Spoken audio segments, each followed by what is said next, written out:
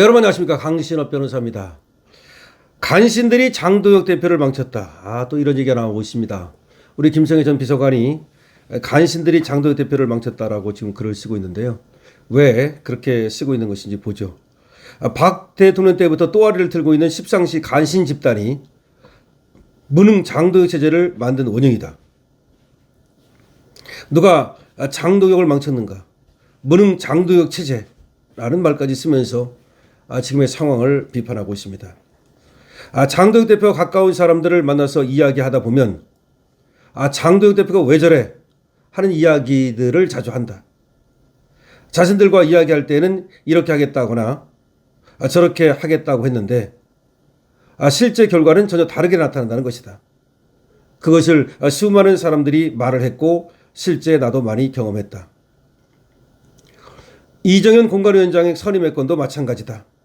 세간에 유튜버 A씨가 이정현 위원장을 추천했다는 소문이 퍼졌지만 실제는 아니었다. 그 유튜버가 추천 사실을 부인하기도 했지만 장도혁 대표를 매도하려는 친한계와 이정현과 친분을 과시한 그가 오해를 쌓은 장본인이다. 그 유튜버 본인과 그리고 친한계 때문에 오해가 생긴 것이다. 실제 여러 사람들의 말을 종합해 보면 이정현 위원장을 추천한 것은 최측근에 있는 B씨였다. B씨와 함께 그가 속했던 000 협의회가 이정현 위원장을 추천한 핵심 그룹이라는 것이다. 그들이 지속적으로 장 대표와 지지층, 가까운 인사들을 이간질해 온 것이 확인된다. B씨와 함께 거론되는 사람으로 핵심 당직자인 C씨가 있다. 그들이 한동훈 제명을 방해하고 배현진 징계 법원 가처분에 제대로 대응하지 못함으로써 무능한 장도혁 체제를 만들어 온 것이다. 또 이준석과 연대를 부추기고 주변 사람들을 이간질해 온 것도 확인된다. 그들이 속했던 000 협의회가 중심이 되어 당원과 지지층을 극으로 매도하고 인사농단을 저지르고 기득권 카르텔을 형성해 온 것도 확인된다.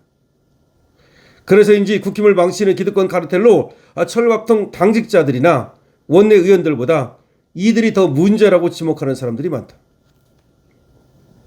즉 000 협의회와 그 출신들, 그들이 장 대표 주변에서 사람들과의 관계를 이간질하고 무능한 장도혁 체제를 만들어 온 것이다. 박근혜 대통령 때부터 황교안 대표 시절 그리고 장도혁 대표 체제에 이르기까지 당원 주권주의와 당 개혁을 방해하며 무능한 국힘을 만들어 온 핵심으로 그들이 지목되고 있다. 이런 점은 그간의 정황들을 종합할 때 어느 정도는 근거가 있는 것으로 판단된다.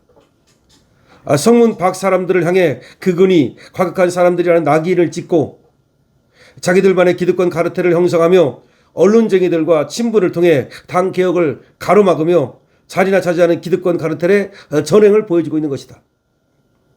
민주당의 경우 원내 의원들이 운동권 인맥으로 서로가 잘 알다 보니 000 협의회를 형성하는 자들의 농간이 우력을 발휘하지 못하는데 전문가나 관료 출신이 중심이 된 국힘은 원내 의원들의 결속이나 관계가 끈끈하지 못한 만큼 000 협의회 출신들이나 당직자 출신들의 농간이 우력을 발휘하는 경우가 많은 것이다. 따라서 기득권 카르텔을 극복하고 당원 중심, 당원 주권주의를 실현하는 당의 개혁을 완수하려면 무엇보다 000 협의회 같은 기득권 카르텔의 농간을 차단하는 것이 핵심이라는 지적이다. 또 당의 지도자가 되고자 하는 사람들이 1차적으로 경계할 것도 000 협의회 농간이라고 지적하는 사람들이 많다. 이 000 협의회라는 것은 여기서 볼 때 지금 뭔가 이 당에서 말이죠, 하나의 그 기득권 카르텔을 갖고 있는 그런 자들을 말하는 것인데 의원이라든지 그런 사람들을 말하는 건 아니에요. 지금 어쨌든 간에 여기 000이라고 그랬기 때문에 저도 그 000이 뭔지를 추정은 가능하지만 얘기는 안 하겠습니다만은 하여튼 간에 간신들이 장도혁 대표를 망쳤다는 겁니다. 그러니까 무슨 말이냐면 장도혁 대표를 호가호위하고 있는 자들을 말하는 거죠.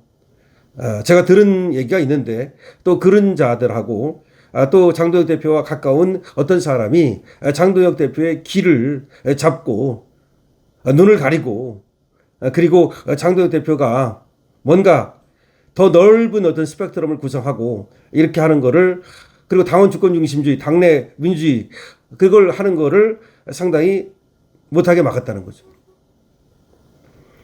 사실은 말이죠. 그런데 그렇다 하더라도 모든 책임은 이제 장도혁 대표한테 있는 겁니다. 장도혁 대표가 왜 지금 망했다고 얘기하는 거냐면, 여러분 계속 생각해 보십시오. 몇 달 동안 차기 대권에서 1등을 했습니다. 계속 1등을 했습니다. 한 서너 달, 너덟 달 1등을 했죠. 그러니까 차기 대권 적합도 1위 이걸 했지 않습니까? 근데 그게 푹 떨어져 가지고 3등 했어요. 이번에 13%밖에 안 나왔습니다. 이제는 무슨 황교안이 쫓아오고 있고, 그 다음에 한동훈도 쫓아오고 있고, 물론 한동훈과는 약간 거리는 있습니다만은 어쨌든 장도혁이 한 18%, 20% 나오다가 그냥 푹 떨어진 거야. 그래가지고 3등밖에 못했다니까요.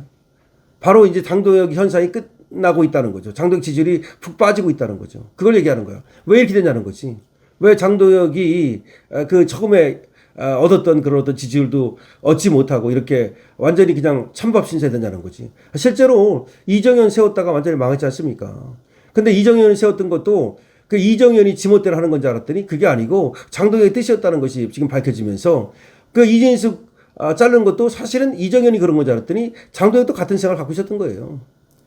뭐 지금 다 그래. 보면은 장도혁이 뭔가 지금 이정현을 내세워 가지고서 그렇게 뭐 자기 정치를 이제 하려고 했던 것 같은데, 그게 굉장한 반발을 사고 있고 공정하지 못하다는 지금 인식을 심어주고 있잖아요.